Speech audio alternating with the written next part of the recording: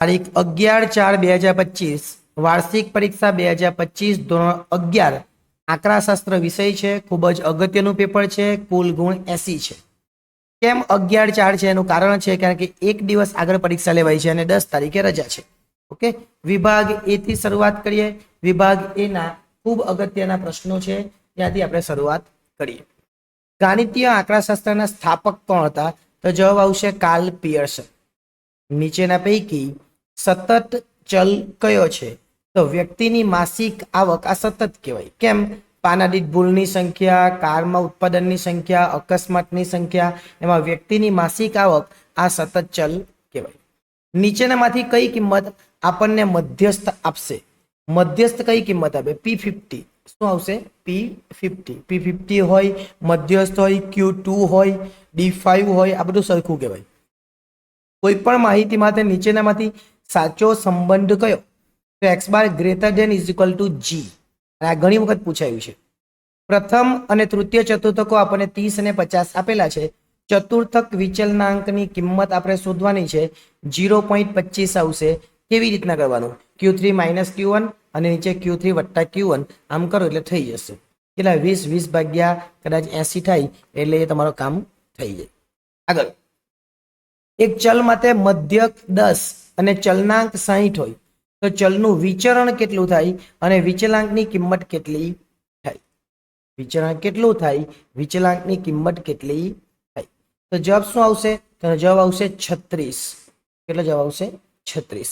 એટલે 6 આવે પણ 36 કરી નાખવાના કે વર્ગ કરવાનો ને. એક આવૃત્તિ વિતરણ ઋણ વિષમતા ધરાવે છે તો આવૃત્તિ વિતરણના મધ્યકનું મૂલ્ય કેટલું થશે? ઋણ હોય તો આપણે આગળ પણ જોયેલું છે, બહુલક કરતા ઓછું. જો m માઇનસ એક્સ બાર બરાબર -1/2s, એટલે અહીંયા s આવી જાય. વિષમતા જે છે એ કેટલી કહેવાય? વિષમતા -1/2 કહેવાશે. કેટલી કહેવાશે? -1/2. પડી જોજો m માઇનસ એક્સ. હા, m હોય તો આગળ 3 આવે. અહીંયા કેટલા આવે? આગળ 3. એ 3 આ બાજુ જતા રહી. ધ્યાન આપજો. અહીંયા ફરીથી ધ્યાન આપવા જેવું છે. એટલે 1/2 આવ્યા, અહીંયા 3 હશે. જો અહીંયા સમજાઈ દો તમને, ખાસ ધ્યાન આપજો કેવી રીતનું હશે તે. કઈ રીતનું હશે? અહીંયા 3 હશે બરાબર, અને m માઇનસ એક્સ બાર અને s કહેવાય બરાબર, અને s કહેવાય. તો આ જે આપેલું છે ને એમાં s અહીંયા નીચે આવી જશે. ઓકે, s ક્યાં આવી જશે? નીચે. એટલે જ્યારે j નું સૂત્ર મૂકે આપણે ત્યારે શું સૂત્ર આવે? j નું સૂત્ર આવશે 3 અને આ રીતના x અને છેદમાં s આવશે. શું આવશે? s. અને આની જગ્યા પર આપણે શું લખી દેવાનું છે? આની જગ્યા પર લખવાનું 1/2. આ ખાલી m માઇનસ એક્સ. તો આટલું તો ઉડી ગયું. આ s ઉડી જવાનું. હવે ઉપર વધ્યા 3 એટલે -3 વધ્યા અને 2 એટલે આપણો જવાબ આવશે -3/2. અગત્યનો આ પોઈન્ટ કહેવાય. કેટલા આવશે? 3/2.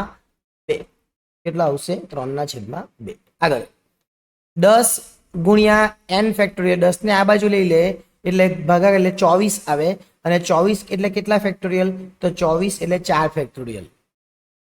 આગળ, એક ફનફેરની રાઈડમાં 3 વ્યક્તિઓને બેસવા માટે 8 જગ્યાઓ છે.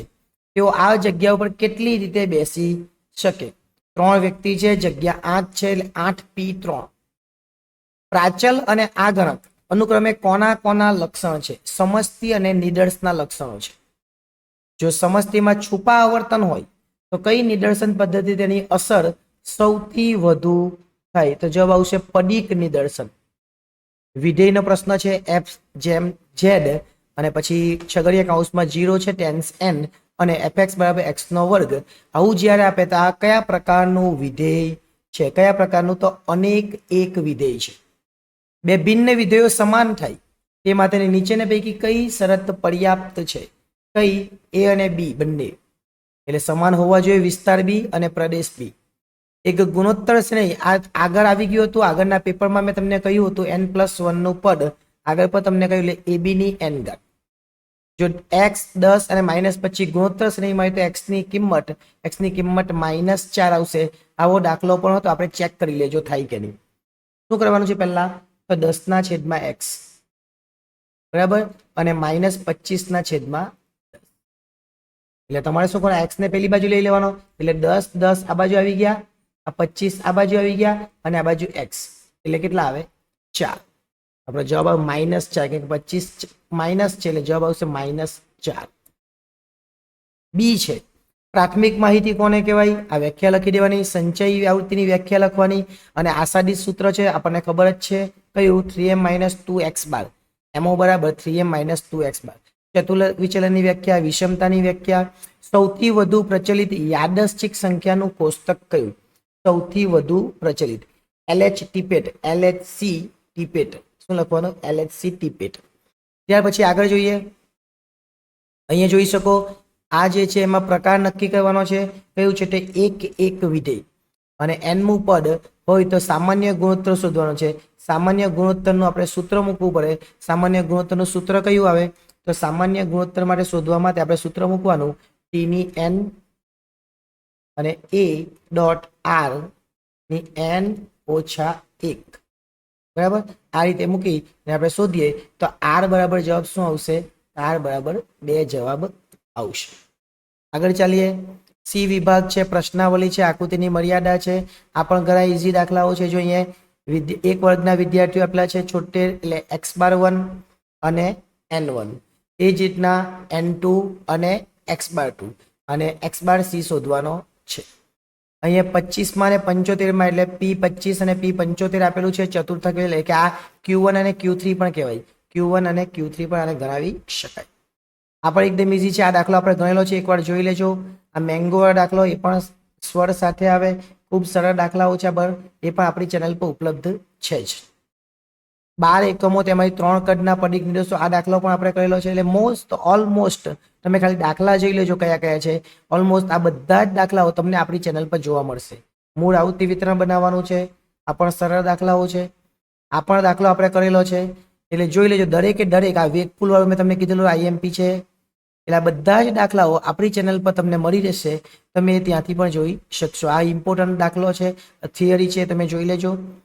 એ કોષ્ટક બનાવવાનું છે, કોષ્ટકની રચના કરવાની છે. ત્યાર પછી અહીંયા સરવાળો SN ગુણાકાર આપેલું છે. એટલે બહુ અગત્યના દાખલાઓ છે અને એકદમ સરળ દાખલાઓ છે. આ દાખલો પણ છે, જોઈ લેજો. વિષમતાનો પ્રકાર, બાવલીની રીત ને કાલ પિયર્સનની રીત છે, એમાં આપણે કરેલું છે. એટલે આ બધા જ ચેપ્ટરમાં કયા કયા અને કેવા કેવા દાખલા પૂછાય એ બતાવવાનો પ્રયત્ન કર્યો છે. આભાર.